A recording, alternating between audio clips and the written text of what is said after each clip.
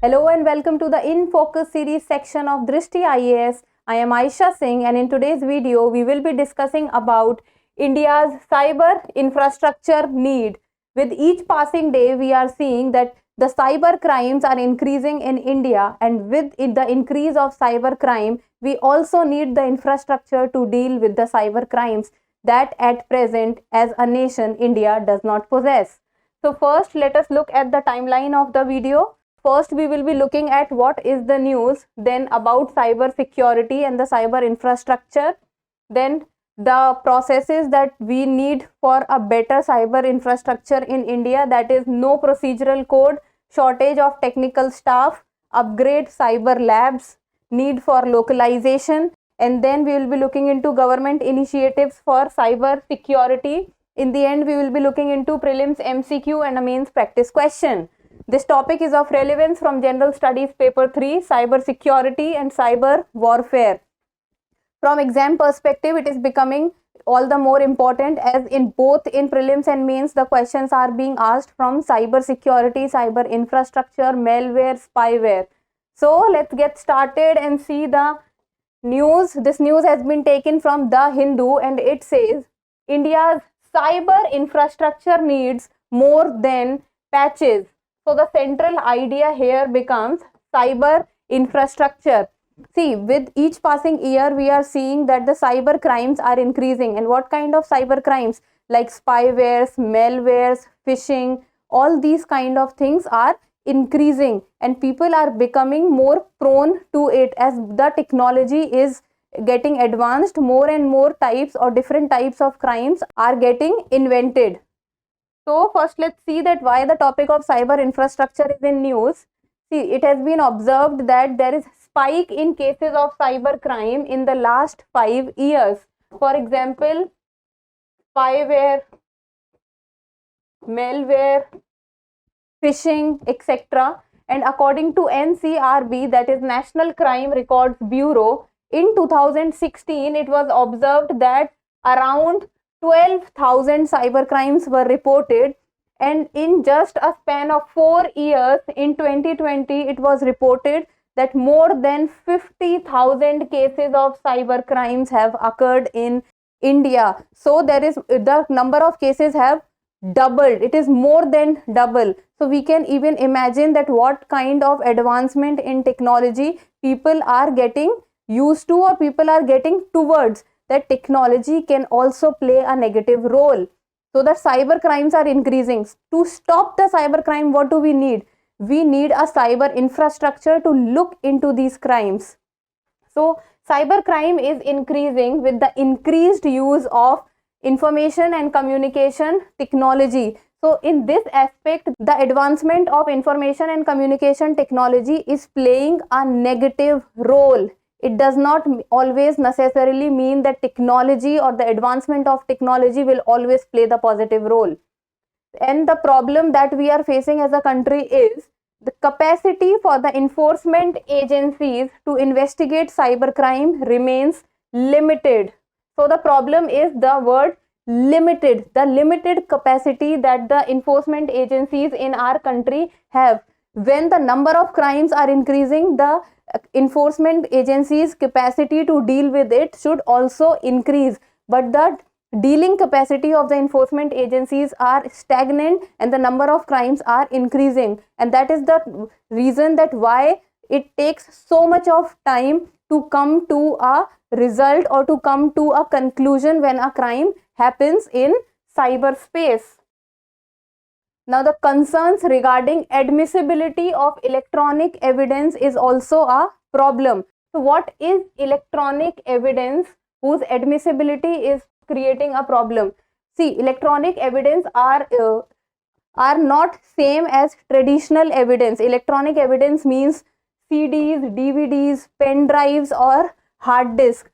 In Arjun Pandit Rao Khotkar versus Kailash Khushan Rao Gorantyal and others case, it was said that electronic evidences, the statement about electronic evidences was given a prominence and was said that certificate under section 65B clause 4 of the Indian Evidence Act was a mandatory prerequisite. The important word of this statement is mandatory prerequisite. So the certificate was mandatory prerequisite for the admissibility of electronic record if the original record could not be produced. So these the statement is in inverted commas, so it becomes all the more important that certificate under section 65B clause 4 was made mandatory prerequisite for the admissibility of electronic record if the original record could not be produced. So this was said about the electronic evidence, that how the electronic evidence can be given more prominence or can be given more or can be made more authentic. Then it is seen that the police and the public order comes under the state list. So the primary obligation to create the necessary cyber infrastructure lies with the state, and state alone could not do anything. It needs the cooperation of the center, because the IT Act, that is the Information Technology Act, and the major laws are being under central legislation. So the central government is also responsible to evolve uniform statutory procedures for the enforcement agencies, and much needs to be done to plug the infrastructural deficit which is present in our country at the moment, and the infrastructural deficit is getting increased with each passing year because the number of crimes are increasing, as we have already seen that since 2016 the number of crimes, the cyber crimes, have more than doubled in 2020, and the infrastructure that is needed for the cyber crimes are not getting advanced. And so the steps that can be taken to set up the cyber infrastructure that our country needs to take is as follows. First is no procedural code. At present in our country there is no procedural code which is present which can actually talk about the infrastructure for cyber crimes which is needed.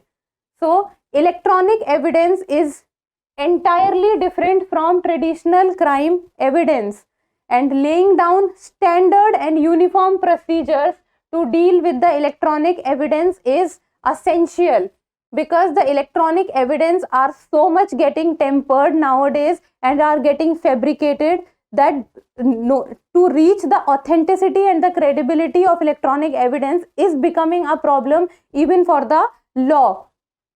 Then broad guidelines for the identification, collection, acquisition and preservation of digital evidence are given in the Indian standard. This is the number issued by the Bureau of Indian Standards. So it is not that the broad guidelines are not given, the broad guidelines are given, which is issued by the Bureau of Indian Standard, popularly known as BIS.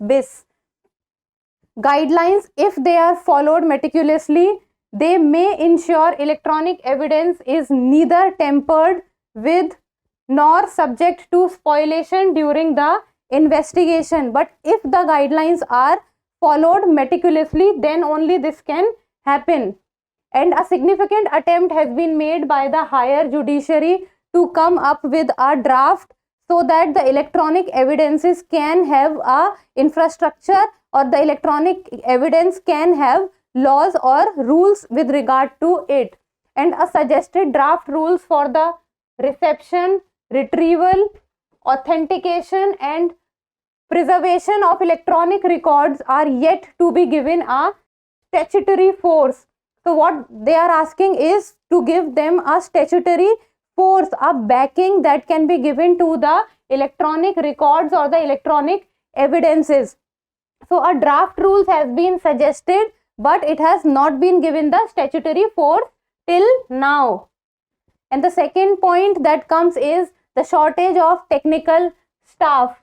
This is the problem that our country has always suffered and is still suffering, that half-hearted efforts by the states to recruit technical staff. We need, with the advancement of the technology, with the advancement in the crime rate, with the advancement in the types of crimes, we also need a technical expertise. the people who really understands these crimes. If the crime rate is increasing, the type of crimes is increasing, the standard of crimes is increasing, then we also need the people who can understand these crimes. They can reach up to the level of those crimes. So a regular police officer may be unable. A regular police officer who is from arts background or science background or commerce background might not be able to understand the standard or the level of crime that has been committed as compared to the person who has the technical knowledge of it. So a regular police officer may be unable to understand the nuances of the working of a computer or the internet, and only a technically qualified staff could acquire and analyze the digital evidences to that level. Then CID-CB North Goa versus Tarunjit Tejpal case, it has been said that it took objection to the fact that the investigating sub-inspector who seized the relevant CDs or the electronic evidence did not know. So the sub-inspector was not aware about the meaning of the term hash value.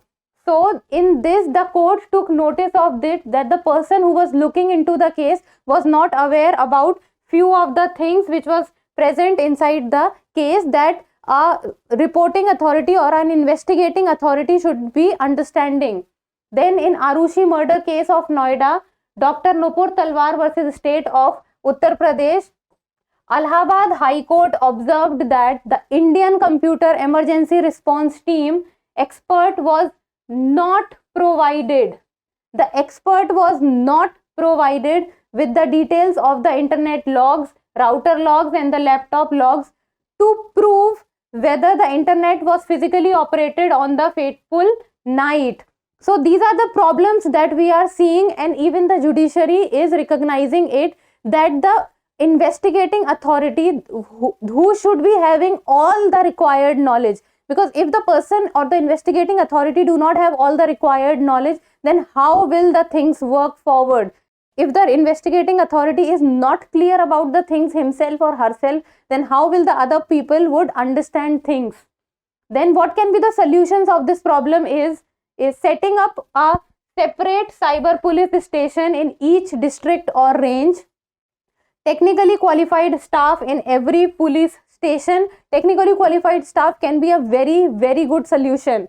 Then in Information Technology Act 2000, it says that offences registered under the act investigated by a police officer not below the rank of an inspector. This was said in Information Technology Act 2000, but in this also we have a problem, that if all the inspector would be someone who would be investigating the crime, then do we have the required number of police officers in our country that each and every crime will be investigated by the inspector himself?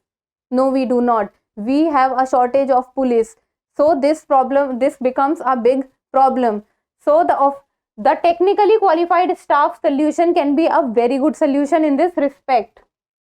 Then the next point becomes upgrade cyber labs. When the types of crimes or the technology used in the crimes are getting upgraded, then why not the cyber labs should also be upgraded with the same respect or with the same speed? Then cyber forensic laboratories of states must be upgraded with the advent of new technologies. Then offenses related to cryptocurrency remain underreported in our country, and we have seen that nowadays in the last 1 or 2 years, the Indian government is also becoming very aware about the offenses or the crimes that is being happening around the cryptocurrency. Then the capacity to solve such crimes remains limited, and the central government has proposed launching a digital rupee using blockchain technology soon. Seeing the number of cyber crimes increasing with respect to the cryptocurrency, the central government has said that they will be launching a digital rupee very soon to solve the problems or the offenses increasing again because of the cryptocurrency. Then the center helps in upgrading the state laboratories by providing modernization funds. Anything would happen or anything would become probable only when the center and the state will come together to solve a issue, because the center alone or the state alone cannot do things. They need each other's cooperation. Then only the things will change or will become for better. Then most state cyber labs are sufficiently equipped to analyze hard disk and mobile phones, but many are yet to be notified as examiner of electronic evidence. See, there are many labs which are yet to be notified by the central government to enable them to provide expert opinion on electronic records. So more and more notification should be given to these labs so that they can give their expert opinion also, and the infrastructure against the cyber crime and the cyber infrastructure in our country would become better. Now let's talk for need for localization, a word which has been so much in news since last few years. The word localization or the word local.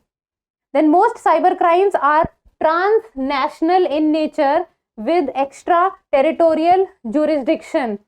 See, the problem with cyber crime or the internet is also that a person can commit crime sitting anywhere in the world. So catching the person or reaching to the person who is responsible or who is behind the crime becomes all the more difficult, because reaching to someone who is not even sitting in the same place, not even sitting in the same state or country, becomes all the more difficult. So the process becomes difficult and tardy. While India has extradition treaties and extradition arrangements with 48 and 12 countries. So extradition treaties with 48 countries and extradition arrangements with 12 countries. Even though we have this, but still reaching to the person who is behind the crimes becomes difficult, because going and doing something in some other country is a difficult and a tardy process. Then police still get cyber tip line reports on online child sexual abuse material from the US non-profit agency and the National Center for Missing and Exploited Children, that is NCMEC. So a step forward if India develops its own in-house capacity. So the information that we are taking from the United States, it would be better if we develop our own in-house capacity, so that we will be able to reach to the person, or we will be able to find out what is going on in our country by our own and not taking help by someone else who is not even present in our country. By this, we also have the danger of sharing our data with someone else, because this is the major problem that the world is going through at present, that data should be present in one's own country and should not go out. Now let's talk about the government initiatives that has been taken for cyber security. What has our country done till now for cyber security? So Cyber Surakshit Bharat initiative has been taken, Cyber Swachhata Kendra, then online cybercrime reporting portal, Indian Cyber Crime Coordination Center I4C. This was launched recently. The most recent one, I think, National Critical Information Infrastructure Protection Center, that is NCIIPC, then Information Technology Act 2000. So these are few of the government initiatives that our country has taken. You people, if wants to know more, you can also go and search for more such initiatives, or can look into deep details, because writing these points will add authenticity and credibility to your answer, and this is a very important mains topic. So while giving solutions in the answer, that what needs to be done to solve the things, all these types of initiatives that our country has taken becomes important. So this becomes important to fetch few extra marks as compared to others, because people need to write all these stuff. Then now let's come to the prelims MCQ, and this question is a previous year question for you. So this came in UPSC 2018. So you people need to tell me the answer in the comment section. And the question says, the terms WannaCry, Petya and eternal blue, WannaCry, Petya and eternal blue, sometimes mentioned in the news recently, was related to. So these three terms are related to what? A. Exoplanets, B. Cryptocurrency, C. Cyber attacks, and D. Mini satellites. I think you'll be able to do this, because many a times now we see the news is coming with topics like spyware, malware, so much in news. And in our country also, recently, last year only, we heard news of spyware, which was so much in news, which made so much of headlines. Now let's come to the last aspect of today's video, and that is the mains practice question. This is a 10-marker question. What are the steps? The question is what? The command is what? What are the steps that India can take to set up cyber infrastructure? So how do you write this question? First, you should be able to know that what is cyber infrastructure. See, when you write a question, how do you write it? First, you will give your introduction. What will you write in introduction? You will write about that why cyber infrastructure is required and what is cyber infrastructure. So in 1 or 2 line in introduction, you need to write about why about the cyber crimes. Then you need to write about cyber infrastructure. Then you need to write about the problems and the solutions. But your main focus should be on the solutions, that what are the steps that India can take. Then write a conclusion and a positive conclusion in the end. This is how our answer should be written. So that's all for today. Thank you so much for watching. Till we meet next time, keep reading and keep writing.